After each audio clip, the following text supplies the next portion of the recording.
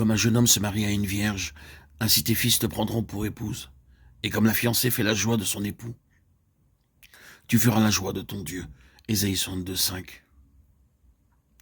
Revenez, enfants rebelles, dit l'Éternel, car je suis votre époux. Jérémie 3, 14. Car ton Créateur est ton époux, l'Éternel des armées est son nom, et ton Rédempteur est le Saint d'Israël. Ésaïe 54, 5. Les jours viennent, dit l'Éternel, où je ferai avec la maison d'Israël et avec la maison de Juda une alliance nouvelle. Cette alliance ne sera point semblable à celle que j'ai conclue avec leur père, le jour où je les ai pris par la main pour les faire sortir du pays d'Égypte. Alliance qu'ils ont rompue, quoique j'ai été pour eux comme un époux, dit l'Éternel. Jérémie 31, 31, 32. Juda a perfidement agi, et une abomination a été commise en Israël et à Jérusalem, car Juda a profané ce qui est consacré à l'Éternel, ce qui lui est cher, et il a épousé la fille d'un dieu étranger, Malachie 2, 11. C'est ainsi que se termine l'Ancien Testament. Réjouissons-nous, faisons éclater notre joie et rendons-lui gloire, car les noces de l'agneau sont venues et son épouse s'est préparée. Apocalypse 19, 7. Je vis aussi la sainte cité, la Jérusalem nouvelle, qui descendait du ciel d'auprès de Dieu, prête comme une épouse qui s'est parée pour son époux. Apocalypse 21, 2. C'est ainsi que finit le Nouveau Testament. Dieu agit d'une manière particulière dans la dispensation où nous vivons. Il constitue un Israël nouveau, céleste, spirituel. Nous avons vu l'infidélité de l'ancien Israël que Dieu a été obligé de mettre de côté. Mais en même temps, nous voyons Dieu constituer son nouvel Israël céleste. C'est ce qui est appelé la vocation céleste. Et il nous est dit que nous sommes appelés à être compagnons de Christ dans la vocation céleste. Nous avons vu comment le Nouveau Testament reprend les idées de l'Ancien Testament et les fait entrer dans une civilisation spirituelle.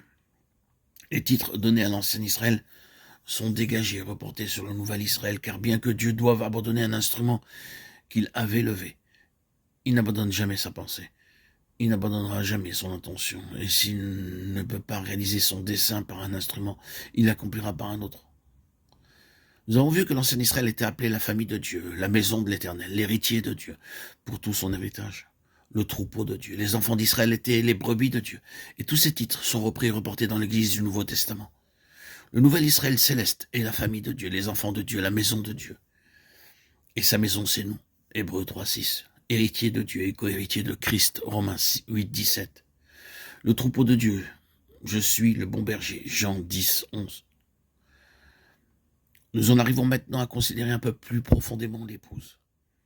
Israël, comme nous l'avons vu dans ces passages variés des Écritures, était appelée l'épouse de Dieu. Ils nous disent que Dieu était un époux pour Israël. Nous remarquerons que bien qu'Israël ait été littéralement un homme, il est très souvent présenté sous la forme féminine. Ce n'est pas lui, mais c'est elle qui était infidèle à Dieu en tant qu'épouse. Il avait racheté Israël par le sang précieux pour qu'il soit son épouse. Nous avons vu que la Pâque avait été une alliance de mariage et Jérémie, au chapitre 31, dit que lorsque cette alliance fit sortir Israël de l'Égypte, Dieu l'a pris par la main et devint pour lui un époux. Le sang de l'agneau de la Pâque était le sang d'une alliance de mariage entre le Seigneur et Israël. Cette nuit-là, il unit Israël à lui-même et il fut ainsi racheté par son sang.